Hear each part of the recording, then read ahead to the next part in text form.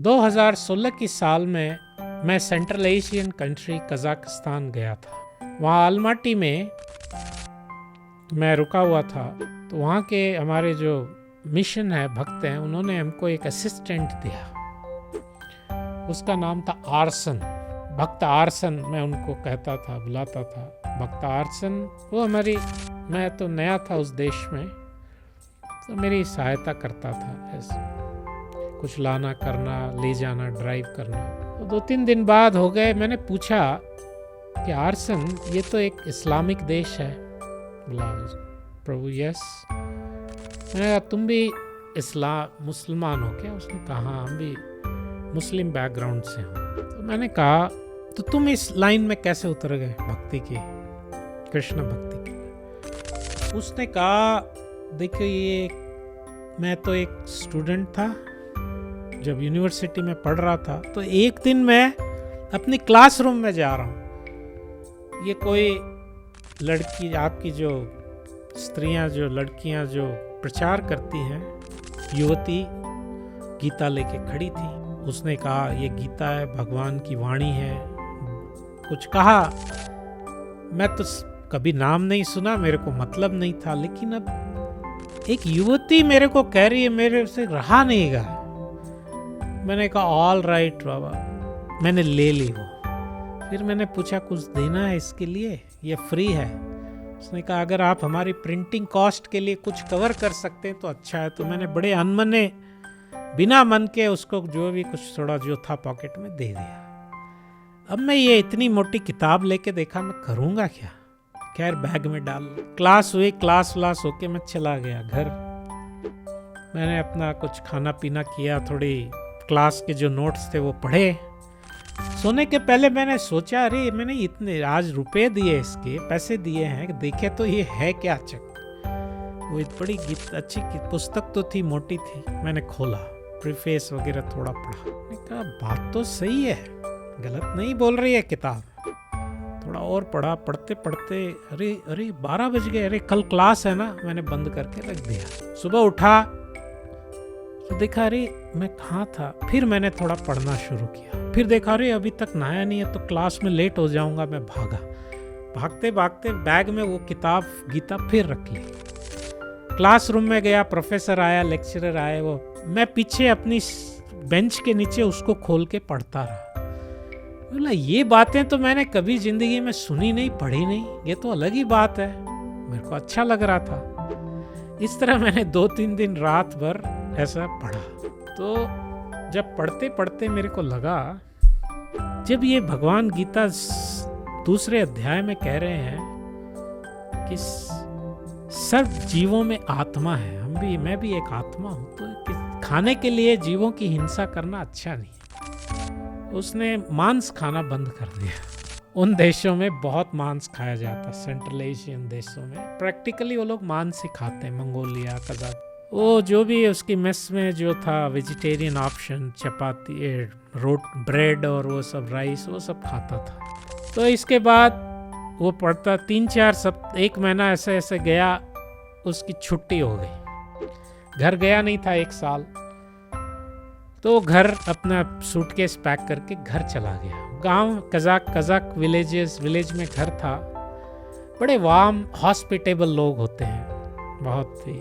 और बेटा 1 साल बाद आ रहा है, तो घर वाले सब इकट्ठा हो गए, संबंधी, दादा दादी, नाना नानी, मित्र यार बंधु, गांव वाले सब। बड़ा उसको और बड़ा सब खुश हुए। वो भी बहुत उसको अच्छा लगा घर वापस आकर। माँ ने बड़े प्रेम से बहुत बड़ी फीस्ट तैयार की, तरह तरह के पकवान उसमें। और उसमें पकवान क्या होंगे? सब मांस होंगे। कहा जाता है कि दे ईट मीट लाइक वुल्व्स, इतना मीट खाते हैं। तो खैर बहुत मांस था सब। अब वो क्या है, अपनी प्लेट लगा रहा है, थोड़ा सा कुछ ब्रेड रख लिया, थोड़ा सा राइस रख लिया, थोड़ा डेजर्ट रख लिया, ऐसा। तो माँ ने पूछा ये क्या प्लेट लगा रहे हैं, ये किसके लिए बनाया? उसने कहा माँ मैं मांस नहीं खाता। तो पिताजी ने कहा तुम खाते क्या हो फिर, जियोगे कैसे? उसने कहा जीने के लिए मांस जरूरत नहीं है। तो दादी बोली तुम्हारे को क्या हुआ बेटा, पागल हो गए क्या? तो घर वाले थोड़े, कई लोग तो रोने लग गए कि तुमने खाना क्यों छोड़ दिया? तो बोला मैं खाना नहीं छोड़ा, मांस खाना छोड़ा। अब वो रात को सब, खैर सब दिन भर ये चला, रात को सो गए सब। तो घर वाले बेचारे क्या शॉक में थे सब। अब वो सुबह उठा, आराम से थका हुआ था, सुबह आराम से उठा, देखा उसकी जो सूटकेस है वो खुली हुई है, और देखा कपड़े हैं, सब है, लैपटॉप है, सब है, किताबें सब गायब है। उसने पूछा मेरी किताबें कहाँ गई, रख दी? माँ ने कहा हमें कोई तुम्हारी ये शिक्षा डिग्री नहीं, तुम क्या सीख रहे हो कॉलेज में? सब मैंने ये हीटर जो आग जल रही, घर गर्म करने के लिए जो जलता है अलाव पीछे, उसमें डाल दी है, अलाव में सब चीज़ डाल दी है। तो बोला ओ माय गॉड, वो भागा। उससे कुछ किताबें यूनिवर्सिटी की लाई थी उसने पढ़ने के लिए घर में जब छुट्टियों में, लेकिन उसको चिंता थी भगवत गीता की, बड़ा प्रेम हो गया था उसके पास। वो भागा, उसने खोला, एक डंडा लिया, देखा वहां तो सब राख थे, रात भर किताबें उस जलती आग में, लेकिन एक किताब बची हुई थी, वो थी भगवत गीता। उसने डंडे से निकाला, वो जल गई थी थोड़ी, बाकी सेफ थी।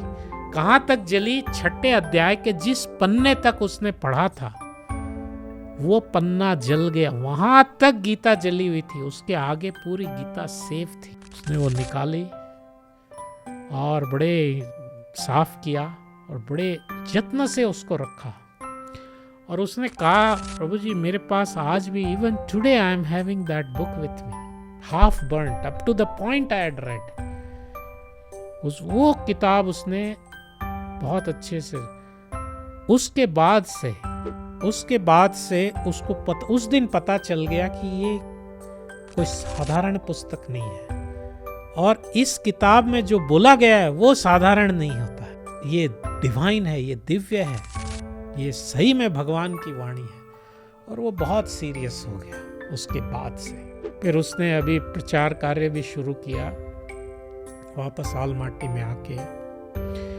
तो मेरे कहने का मतलब है कि जो हम भारतीय लोग जो भक्ति में फिर से उतरते हैं, करते हैं कार्य, तो हमारा एक बैकग्राउंड है, हमारे दादाजी करते थे, परिवार पिताजी किया, हम भी कर रहे हैं, चलो ये हमारा ये कल्चर है, हम हिंदू हैं तो हमें करना पड़ेगा, हम बचपन से करते आ रहे हैं, ब्ला ऐसे रहता है। ये लोग जो करते हैं ये न तो इनका ट्रेडिशन है, न इनके विदेशियों का ये धर्म में आता है, ये प्रैक्टिकल रियलाइजेशन से करते हैं, इनको मिल रहा है, उसमें उपलब्धि हो रही है, इसलिए कर रहे हैं, प्रैक्टिकल रियलाइजेशन हो रहा है, भगवान का किसी न किसी तरह से एक साक्षात्कार, उनकी कृपा सामने दिख रही है बिल्कुल, तब ये लोग भक्ति करते हैं, सेंटिमेंट्स में नहीं करते। और हमारे लिए ये चीज़ें अब सेंटिमेंट हो, भगवान हमारे लिए सब कहानी किस्से हो गए, नहीं,